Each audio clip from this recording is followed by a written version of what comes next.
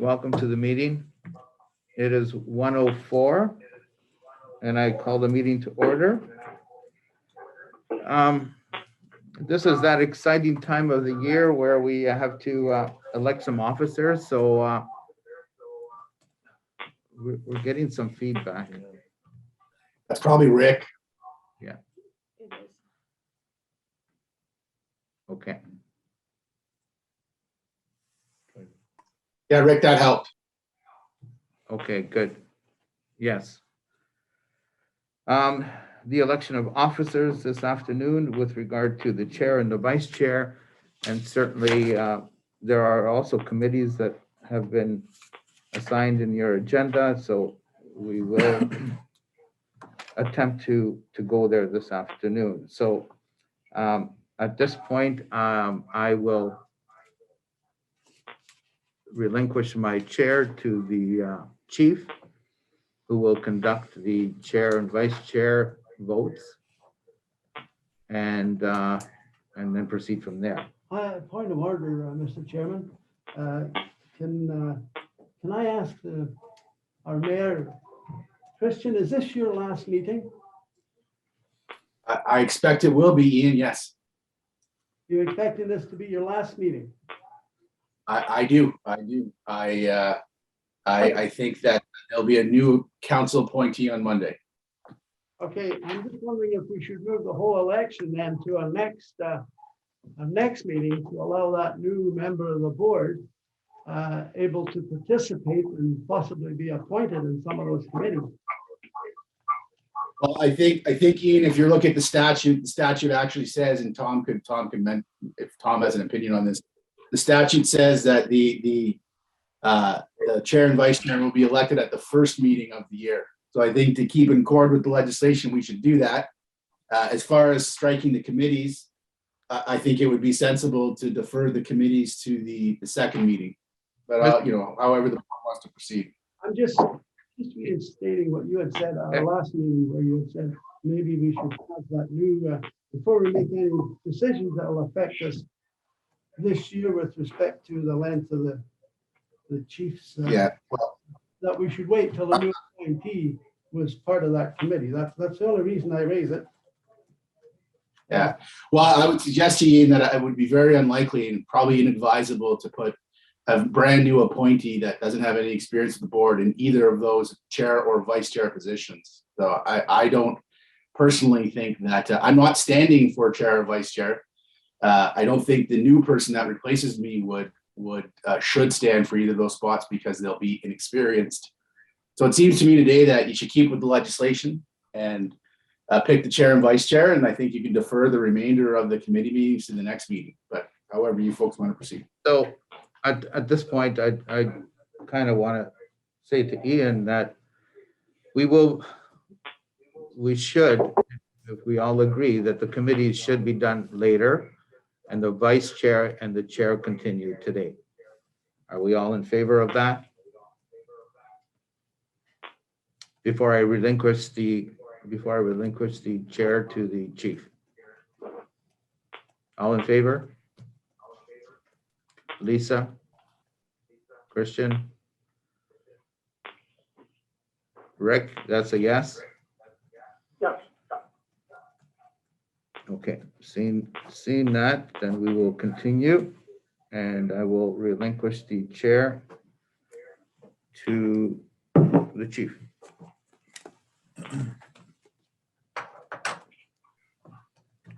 Good afternoon, everybody. We'll start off with the election of officers for the role of chair. Do we have anyone who wish to make an appointment? I would nominate our present chair, Mr. John Bruno, to continue for one more year as chair. Okay, so we have one appointment from Ian for John to remain for one further year. Do we have another appointment from the floor? Yes, I'd like to nominate Lisa as chair. So we have Lisa Bello Allen has been appointed. John, did you have something to say there, sir? Yes, at this point, I'd like to withdraw my name. as chair. So continue. Given the recent events, we have one appointee for chair, and that will be Lisa Vezu Allen. Do we have any comments on that from the floor? Just congratulations and thank you to John. He's done a wonderful job. Sure. Thank you, Rick. Much appreciated. Do we not need a seconder? So Yeah, I I think haven't you got need there a- yet. I'm just going to make the move first. So the move will be that the board appointed Lisa Vezu Allen as chair of Sault Ste. Marie Police Service Board. I have a mover. I have a mover as the Mayor Provenzano. Do I have a seconder? I think Rick moved it, so Mr. Rick yeah, it Webb, doesn't- seconder.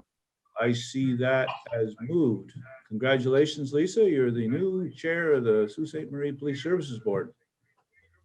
Thank you very much. And thank you, Chair Bruno, for your work this past year, and to past Chair Mayor Provenzano as well. Thank you so much. Thank you. I accept.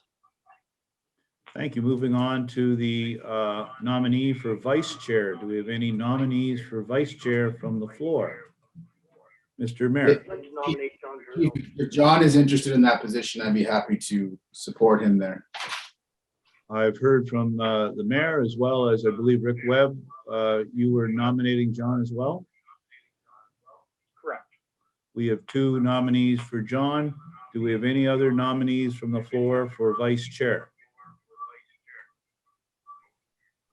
Hearing none, I'll make the motion that the board appointed John Bruno as vice chair of Sault Ste. Marie Police Service Board. Do we have a mover? I'll move, Chief. Miss Lisa Vezu Allen has moved, seconded by Mr. Rick Webb. Move. The board has appointed Mr. John Bruno as vice chair of Sault Ste. Marie Police Services Board. Thank you, and I do accept.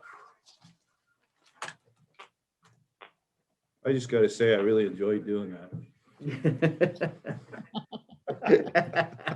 You don't get to do that very often. How often in your career do you get to do something like that? Never once asked for a vote. I got a whole new career. Yeah, that's right. Doesn't matter. So I turn the meeting back over. Oh, I turn the meeting over to the new chair, Miss Lisa Vezu Allen. Thank you, Chief.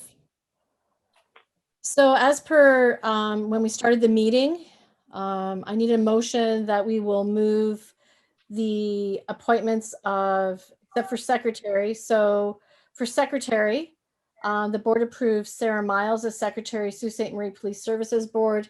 We need a mover and a seconder for that, please, for secretary. I so moved. John Bruno can move, and I have Ian as second. All in favor? Aye. Thank you, and thank you much, Sarah. I think on behalf of the board and the chief and the deputy chief, we really appreciate all the work that you do and continue to do for us at the Police Services Board. You're certainly keep us very well organized, and especially during all of these times of technology and Zoom meetings and all of that sort of thing. We really, really appreciate it. So thank you, Sarah, and we're very happy to have you. And then moving on, we have Finance Budget Committee, Negotiating Grievance, and Police Facility Planning Committee. Can we have a motion to defer these until our next meeting in February? So moved. A mover, we have Christian, is your hand up? Christian, move, and second by Rick. All in favor? So we'll move this to our February meeting. Thank you very much. Conflict of interest declarations. Does anyone have any conflicts of interest to declare? Seeing none. Also the minutes. Any questions or concerns with the minutes from our November meeting?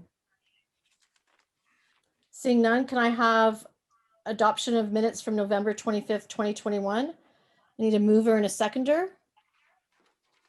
Ian moves, John seconds. All in favor? Passed. I need a motion to accept our agenda for today, January 27th, moved by Rick, seconded by Christian. So resolve that the agenda of the regular meeting as presented be hereby approved. All in favor? Wonderful. Thanks so much. Number 8, we'll give it over to you, Chief, Communications and Reports. Thank you, Madam Chair. I'll take you to tab 8 alpha. Right there. Thank you, Lincoln. So this is a 4-year comparison that we do all the time. We now have data to share with you. If you take a look, we jumped in 2020 to 2021 from 39 to 112,000. Then we still were up in overtime in October. We went from 63 to 88. And then in November, our latest data, we went from 118 in 2020 down to 65. So the reason for those increases over the fall, we had 3 major drug seizures that were reported in the local media, as well as we've started a joint force operation. And so those would be the most significant. And obviously, the police shooting we had contributed to that as well over time with investigation and Section 10 stuff. So that's the monthly total overtime costs. If we go to the next tab, which shows staff shortages, you can see that over the 3 years, the last 3 years, we've been quite good in terms of reducing our overtime as a result of having enough staff. So for example, in November of 2020, we had 14,000. We went to 17 this November. So that's showing a bit of a decrease in terms of, an increase in terms of overtime there. But in 2019, we were at 28,000. In 2018, we were at 32,000. So we are showing a steady decline in the amount of overtime as a result of staff shortages. And that has to do, I do believe, with the fact that we're getting our staffing levels up to appropriate levels and putting more folks on the road. That obviously, if there's more on the road, you're not calling people in on overtime. The next diagram there for you is showing staff shortage overtime costs, and you can see between October of this year in patrol, we were at 26,000. In November, we were down to 17,000. And some of that also has to do, obviously, with people taking leave and whatnot.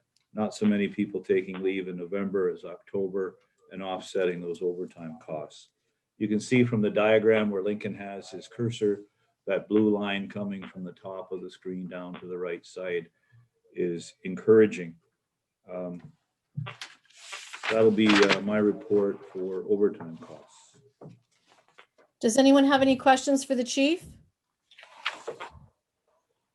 Seeing none. Thanks, Chief, very much. Welcome. Moving on to 8 Delta, that's on your screen. This is our public complaints against police. And you see that since the last board meeting in November, we've had 4 new complaints. Total number in 20 at this time was 28 complaints. This year in 21, there was 38. And so far we've had 0 complaints. Of the 4 that are before you on your sheet, 3 of those were found to be not in the public interest by OIRPD, and 1 is currently under investigation. Thanks very much. Does anyone have any questions for the chief on this report? My only question, Chief, and it's more with the rollout of the new customer service model that you're doing. The first 2 complaints were customer service orientated. That one was level of service, and the second one, it was not receiving service. I was wondering for our next meeting if we could get a report from Acting Inspector Bolduc concerning the customer service and how it's working, and any KPIs that are arising from putting officers on the phones and calling up people after they've had any sort of interaction with police. Absolutely, Madam Chair. That's a great idea. And certainly these numbers were from November when Yeah. that unit wasn't in place, as you're well aware, but we've been more Yeah. than happy to report on the activities of the new unit. I think it's very constructive. Great, thanks so much. Moving on to 8 Echo in terms of use of force reports. Just to look at it over time, you can see that between November and December, in terms of total incidents, we went down quite a bit from 10 in November down to 3. For the number of incidents and reports went from 13 to 3. Firearms pointed went from 4 to 2. If you go to the second, you'll see lethal use of force options went in November from conducted energy weapon displayed 5 in November, 0 in December, etc. So I think it's fair to say overall that use of force options have been reduced over that time period. Any questions? No, just an observation. It's nice to see it's going down. Yes, sir. Thank you. Ian, thanks, Chief. Moving on to 8 Foxtrot. Our travel that you can see there, senior officers. I know if you see my name there 4 times, it's because I combined about 4 different meetings in the one trip, and included speaking at the Blue Light in Bay City, the Elmer OPC graduation, as well as the Optic Board of Directors in Toronto. I took the one trip and did them all at once, which worked out rather nice. So, any questions about the travel? No, none, just a comment. It's great, Chief, that we have the ability now that you can get out and do some public speaking, let folks know what's going on in Sault Ste. Marie and the work that you're doing. So thanks for doing the traveling. I know it's not the easiest to do these times, so appreciate it for sure. Thank you, Madam Chair. And so that takes me to the end of my report. Madam Chair, over to you. So we have number 9, we've got the Q4 2021 CROMS stat report. We've got Sergeant Magnum present. Yeah. Ray, go ahead. Yes, good Can't afternoon. see him. Hiding in the back. He's somewhere over. You want to sit right here, sir? And I'll go to the corner. You said to me before. Good afternoon. I'm just going to present the report we get done by Welcome, Sergeant. support, sorry. Oh, Act Support So Services, thanks for joining us. no problem. With regards to our collisions, so this is obviously for the year of last year. So the first slide there, it's a lot of numbers there, but of note, the total collisions for the present year, which was last year 1406, and the previous year 1523, so 117 less collisions in 2021 as opposed to 2020. And then we look at, we say is total on-scene collisions. That's where a police officer attends and completes the report, which is usually when somebody is transported to hospital by ambulance. Other than that, the self-reports is when they go to the collision reporting center. So we see that number, which is the present last year 383, and the previous year was 354. So a slight increase of our officers doing some reports there, which may have been some more minor injury collisions for last year. But our overall numbers are down. If we move down to the second grouping down there, sorry, it says the fatal injuries. 4, we'd like that number to be 0, obviously. We had 4 the previous year. One of those collisions actually had 2 fatalities. There was one on the highway involving the minivan. So there was 5 persons killed last year for the previous year. Again, we've had some years when I've been traffic sergeant, we've had 0, which I like to see, or 1 or 2 is usually our average, but in the 80s, we had 12 to 14. So we'd like that number to be lower, but unfortunately, it's still staying at 4 for fatal collisions. Next slide there. We go into collision dates in terms of just for months of the year that are our worst months. Obviously, December, 165, followed by November And then you can see March and July. So December, obviously, as winter hits and November winter hits, we get a lot more collisions occurring. But it's, and again, our least amount of collisions are in the April, actually, you can see. So next one, in terms of time of day that we get our collisions, we look at primarily between 8 a.m. and 6 p.m. And that's what we schedule our traffic officers to work. That's their day shift is 8 to 6 p.m. to assist the patrol officers with those collisions. And you can see the middle of the day at 2 o'clock, 155 at that time of day. So that's when people are out and about, going to work and going to lunch, that kind of thing. So, and you can see in the, as we get into the evening hours, they drop right down. Next, in terms of collision days of the week, we're in the city here. We have a Monday to Friday kind of thing. The weekends are quieter. The OBP of interest, they're the opposite. They're the weekends they pick up. For us, the weekends are a little quieter. So again, our traffic officers are scheduled Monday to Friday to take care of the bulk of the collisions. And the worst day of the week is Friday. My theory on that is everybody's in a hurry to get to the weekend, and we get more collisions and people are in a hurry. Next on driver actions. Some of the common problems we have in collisions, you see 158 there for fall too close. Failing to right away is 153, and loss of control is 165. So loss of control, it could be simple as sliding on ice at an intersection. And we've just seen a lot of that this past January. Right now, we've already had over 200 collisions in January because we've had some pretty poor weather and poor road conditions, and people, again, not adjusting their driving. Go to driver conditions. This gets into the impaired side of things. Majority of drivers are normal. And then we have some inattentive. That's people on a cell phone or not paying attention, obviously, and a collision occurs. So that's a high number as well. And ability impaired by drugs, you can see 22. Ability impaired by alcohol is 9. That totally reversed that number. One time alcohol was the primary intoxicant. Now we're seeing a drastic increase in impaired by drugs, not only in collisions, but in vehicle stops as well.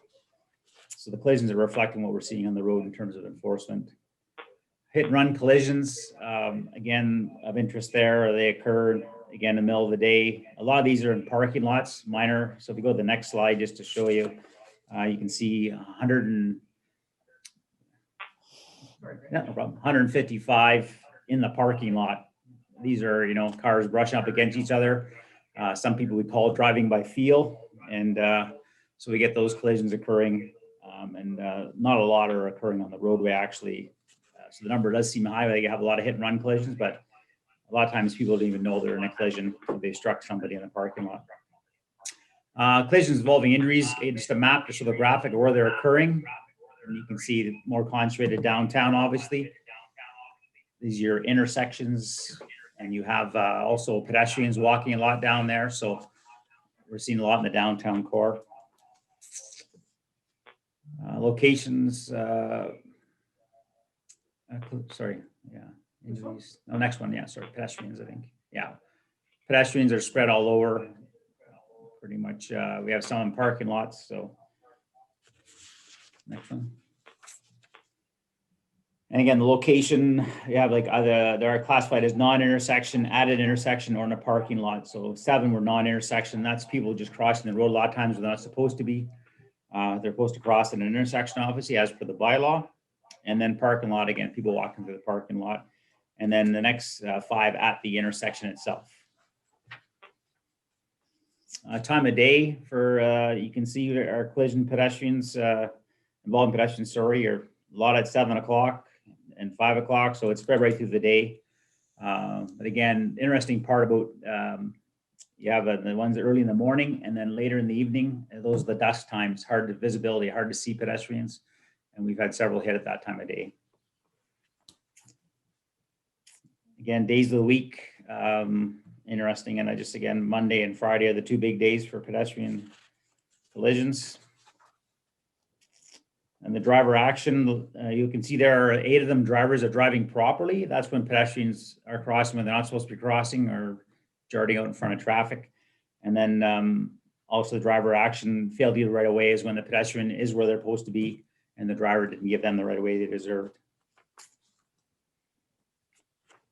In terms of the driver's condition, when they're collision involving pedestrian, most are normal, and inattentive is the second most common thing. Usually, again, looking in the wrong direction, their visibility is obscured by their A post and their A pillar in their vehicle, things like that. And what the pedestrian is doing, if you look at the bottom left there, it's crossing with the right of way. So most of them are crossing and have the right of way when they're crossing in a crosswalk and are struck by a vehicle. And then there's a few that are crossing without the right of way. And that was 2 of our fatalities, was people crossing where they weren't supposed to be crossing. These again were the ones that weren't. We have 3 fatal injury involving pedestrians and 16 non-fatal. So the theory, obviously, when you're a pedestrian and struck by your vehicle, your chances of injury is much higher than when you're in a car. And unfortunately, that is, I say nowadays, to die in a collision in the city of Sault Ste. Marie, you're probably on a bicycle, you're a pedestrian, or you're on a motorcycle, because cars are so much safer nowadays with airbags and anti-lock brakes and what have you. So we don't get a lot of people being killed in the vehicle, but pedestrians are, however, and that's why the laws are changing to support the careless driving causing death and careless driving causing bodily harm, because they are vulnerable on the roadways. Just the intersections, these are the top intersections that where we have pedestrian collisions, and it's kind of a, you can see all over town for those. I just put that up there, and again, it just shows you the numbers on the right there. So not like any intersection has a lot of collisions, they're all at one. But those are where we've had the pedestrian collisions. And thankfully, we don't have a lot of them, but unfortunately, sometimes when they do happen, the injuries are severe. Next is collisions involving alcohol or drugs. We use this for our ride program, is where we're going to put the ride program out. And that's why we put it all over. Sometimes we're up on 3rd line, 4th line, sometimes we're downtown. So we have to be everywhere because that's where they're occurring. There's no one set area in town where we're getting collisions involving alcohol or drugs. In terms of the time of year when we get these collisions involving alcohol or drug, you can see August is high, July, again, people are socializing more, I guess, in those months, and also see January and March, but the summer is the highest. And again, our ride program directly targets those months as well. Time of day, we use this one as, and when do we schedule a ride program? One time we'd be out in the middle of the night, but sometimes they occur at different times. So we'll have the ride program out sometimes first thing in the morning, and we've got impaired drivers. People say, who'll be drinking at first thing in the morning? You'd be surprised how many people are impaired when they're off to work in the morning after drinking for the night. So we try to schedule the ride program at all times of days and nights. And then involving drugs versus alcohol, we talked about that already. The numbers 19 versus 9. And again, these are not the charges per se. We still have a lot more charges. These are collisions where it was identified that the driver was either under the influence of drugs or alcohol. And again, the drugs are dramatically increasing. Just in terms of ages of the drivers, and you can see it goes right across, right from 18 to 74. But there's that peak up there in the late 20s, early 30s area where for alcohol and or drugs. And just a breakdown of the collisions that are happening with drugs. Thankfully, a lot of them are only property damage collisions. That's what PD is, property damage, no injuries. And then the remainder are injury accidents. So there is a high amount of injuries in these accidents. Again, people's reaction time is slowed and they're unable to stop safely. These are intersections in town, and this changes, and this is of interest when we talk about the intersection of Albert and Gore. When it was one time, it was at number 3 for a while there, and you can see it's not even on the list anymore for last year. So some of the traffic measures the city put in place helped out there, but you can see our worst intersection is always the one right by the building here, second line of Great Northern, but it's also the busiest intersection in town. And thankfully, there's not a lot of serious collisions there, but there's a lot, because again, that's most of our traffic in town. But you can see the other ones, again, are fairly busy intersections where they're coming in terms of the numbers. You get down low too. So a lot of intersections, people often call and say they're really concerned about how dangerous their street is. In actuality, they may not have had a collision for years on that street, but these are the worst ones. And this, again, we gear our enforcement towards these intersections. So these are the ones we're checking for red lights and for people using cell phones to try and bring those numbers down. If anybody has any questions, that's all. Thanks very much. Does anyone have any questions?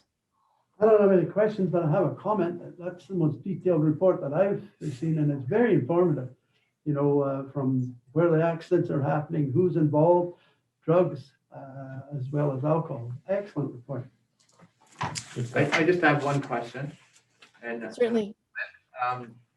very good report, Sergeant, very, very thorough. When it comes to drugs, what is the test that is being used? I'm just Yeah, curious. no, that's a great question. So it's an evolving thing in Canada, impaired by drugs. So we have several tools we can use. We call SSFT officers, which are field sobriety testers, and they do a test at roadside.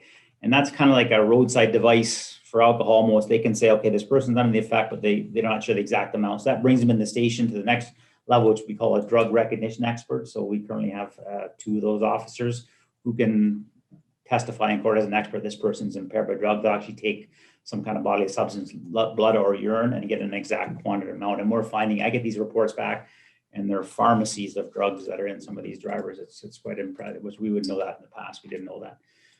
So that's how they do it. And there's also, the law has changed recently, impaired driving law, to help the police out. So we can demand blood. Before, we had to have an injury accident to demand blood. But now, if there's grounds that a driver is impaired by drug and alcohol combined, or alcohol, the officer can make a demand for blood. So that the person be taken. And that actually happened just this morning. There was one incident that they took the person to the hospital. They read them the demand, they provide blood, that's sent to the Center of Forensic Science, and then we'll get the report back in a few months, and then they'll be charged according to those levels. So it's a little bit more complicated than alcohol is, unfortunately, and it's harder to find, but we're getting much better at it, and we're constantly training new officers to get that, to recognize that. But the sad part is there is a large amount of it out there right now. So that's some of the tools we have. So it's not as easy as it is alcohol. You know, you blow on the machine, you get a number. Exactly, yeah. But there are tools there to deal with it, and our officers are dealing with it. And I want to thank you for all your dedication. You've been a big part of this department for many, many years, and Appreciate it. continue the good work. Thank you. Thank you. Thanks very much.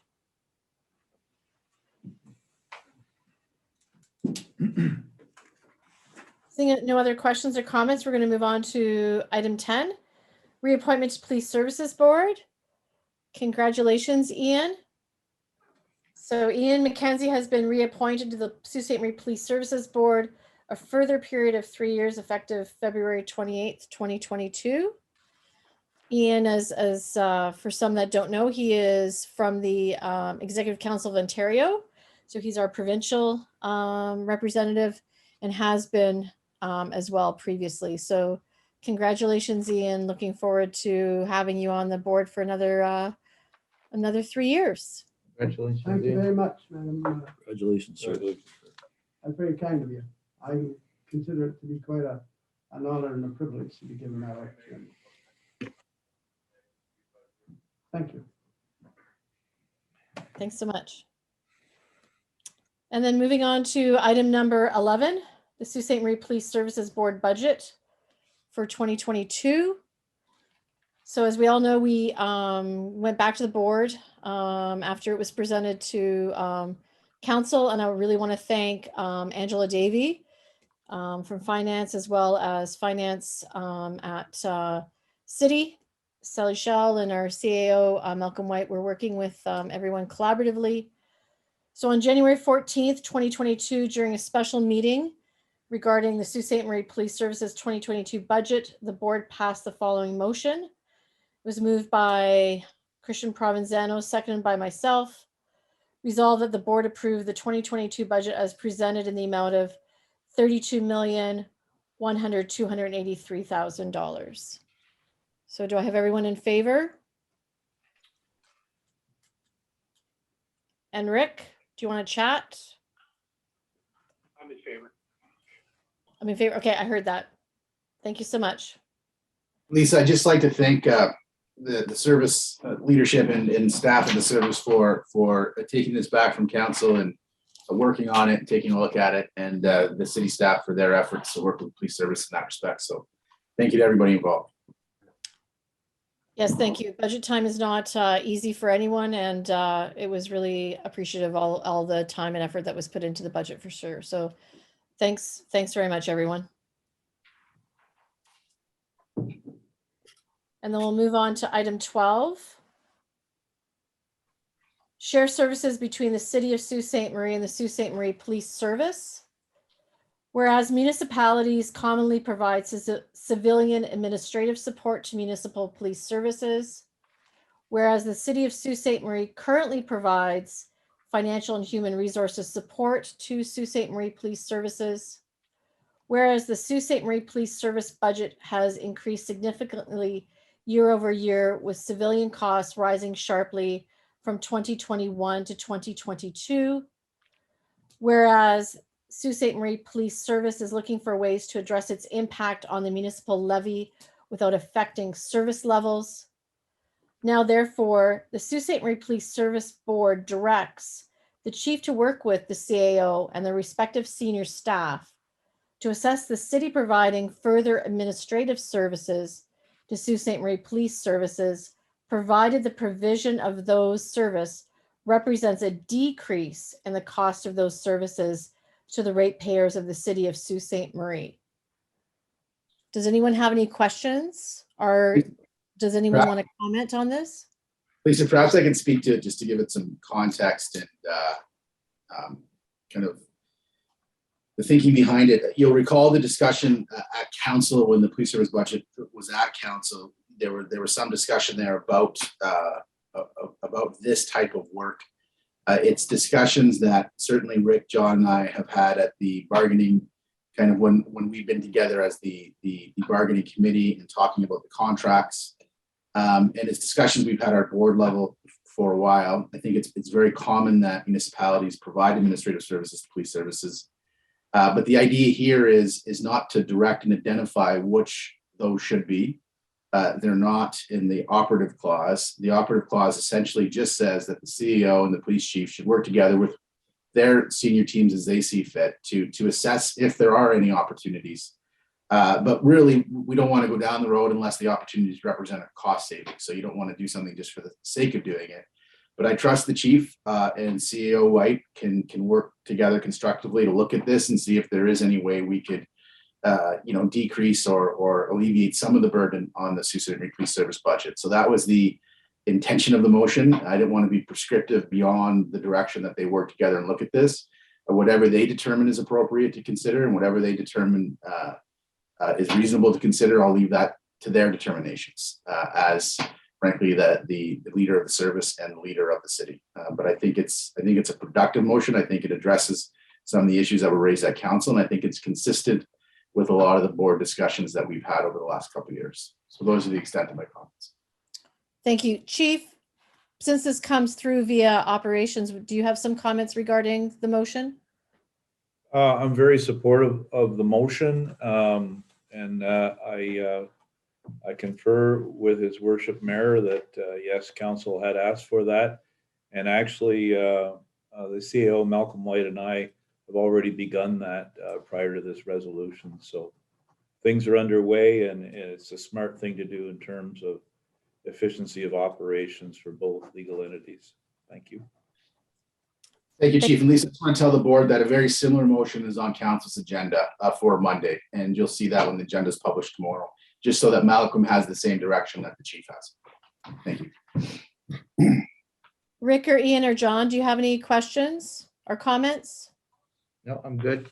No, I'm good. I'm happy with how our mayor's has added to it. If there are any opportunities, as opposed to it just being a directive, I think it's obviously very beneficial if both the chief of police and the CEO can come to agreements on any cost saving. So good motion, and it has the support of the chief. That's fine.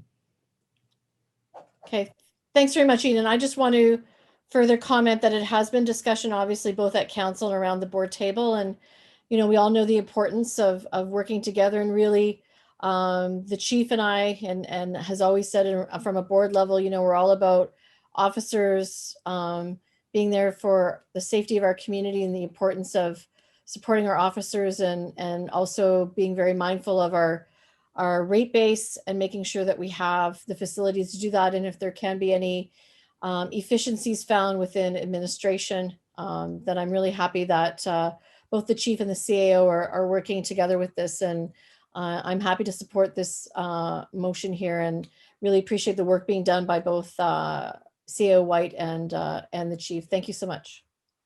So I need a mover and a seconder for this motion. Moved by Christian Provenzano, second. I'll second. Rick will second. Thank you, Rick. All in favor? Aye. John, all in favor? Passed.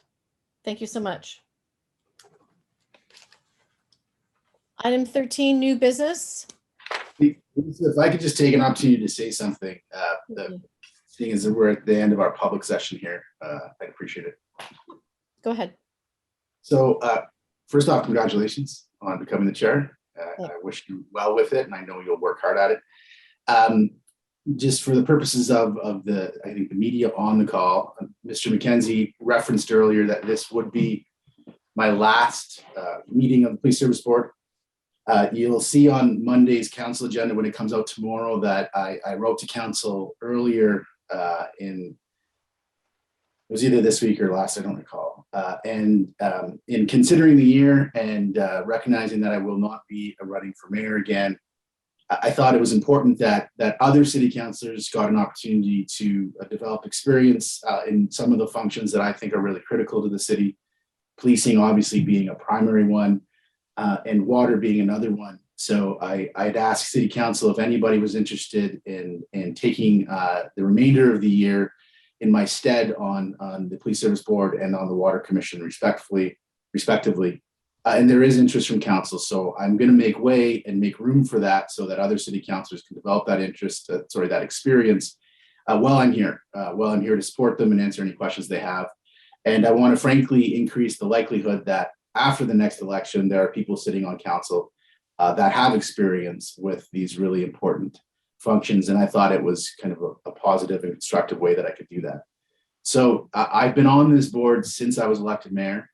I thought it was incredibly important that I be on the Police Service Board as the mayor of the community because it's such a vital and important function. So I've served on the board for over 7 years now. And so I just want to say thank you to everybody who's on the board with me for their support and the work that they've put in. I want to recognize the senior leadership of the service, and I want to recognize all of the members of the service, both the uniformed members and the civilian members. I've said a number of times, and I do recognize that you're not getting easier. It is not getting easier to provide policing services, and there are a lot of challenges that come with that. There are a lot of things going really well in our community that are very positive, but there are some things that are very challenging. And the opioid epidemic has certainly affected our community to a great degree.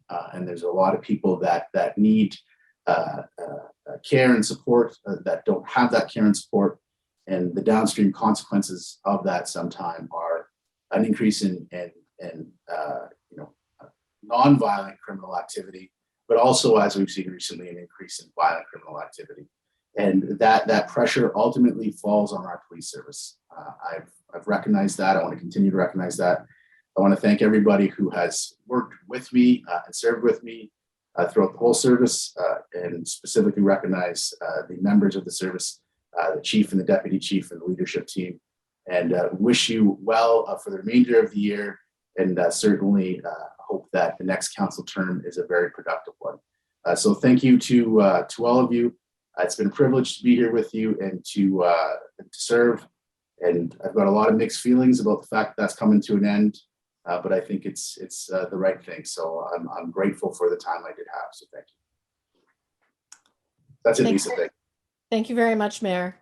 Does anyone have anything else they would like to say regarding Rick? Yes, Madam Chair, if I could. Yeah, Rick just had his hand up, and then Chief, I'll have you go. I missed that. Okay. Yep.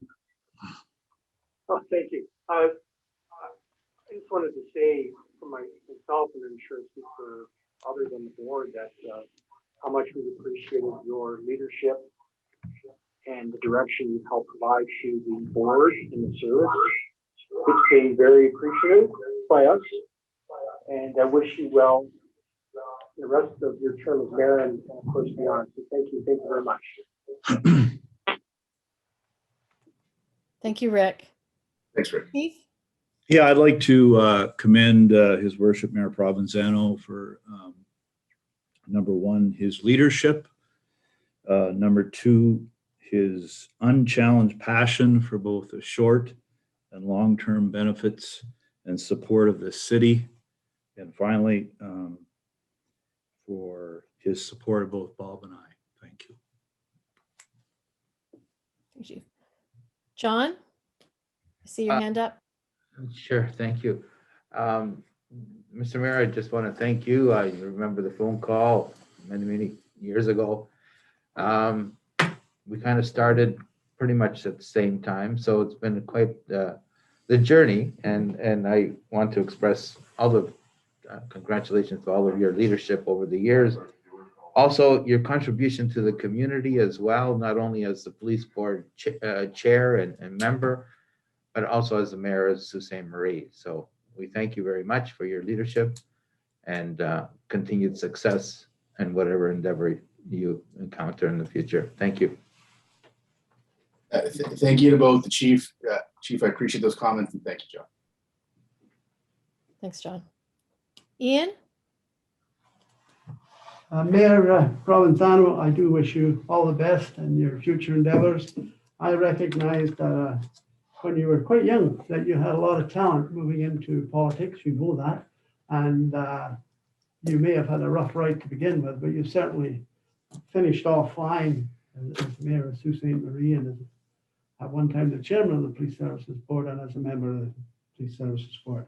Whatever you have planned in the future, I hope it's a huge federal appointment and that you're a millionaire within a few years and you're healthy and happy. But most importantly, that yourself and your wife and your children have a very prosperous, healthy, and happy continuation of life. Well done. Yeah. Thank you, Ian. And no plans in the works. I'll see what I can. Thanks, Ian.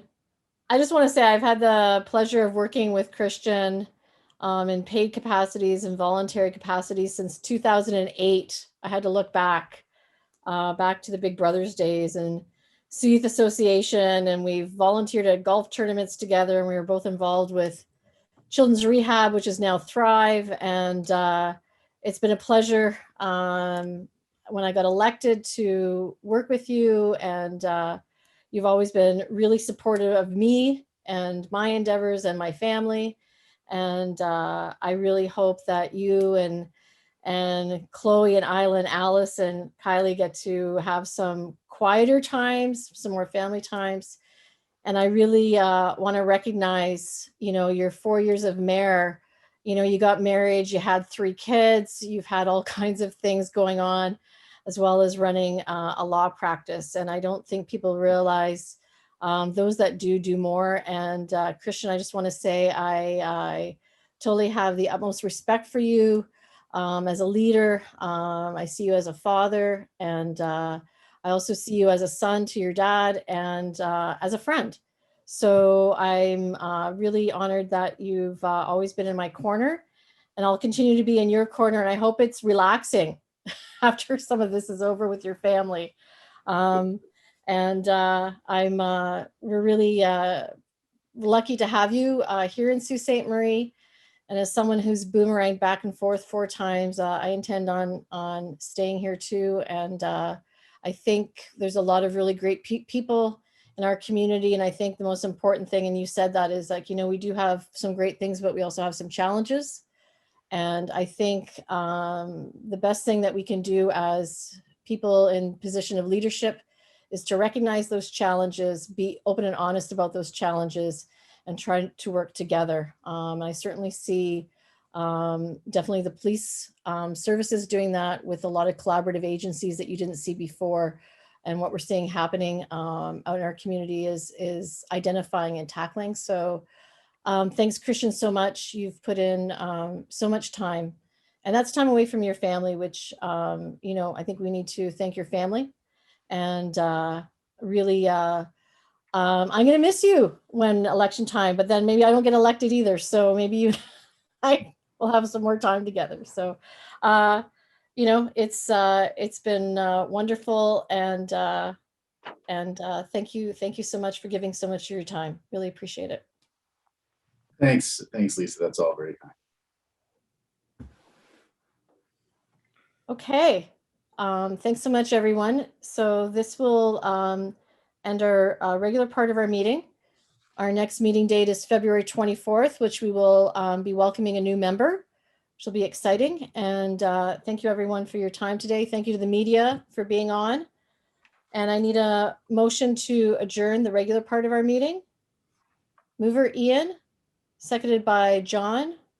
All in Madam favor? Chair, you've got one in the media here. I mean, I'm in favor. You got one in the media here looking to ask questions.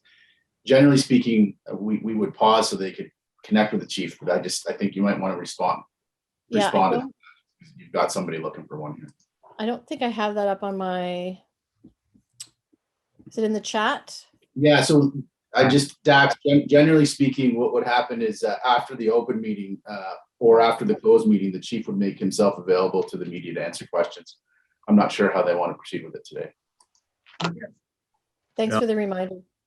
Oh, I just saw the chat. Maybe Lincoln can give us some insight on how he wants to do that. Dax, this is Lincoln speaking. If you want to reach out to me, you want some time with the chief following the close, we will give you a call and we'll handle that request at that time. Okay, so after closed?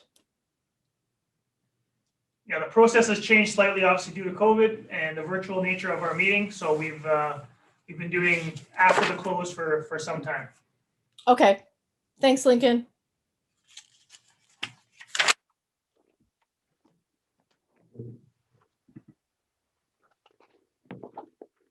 Okay, so all in favor to adjourn? Thank you so much.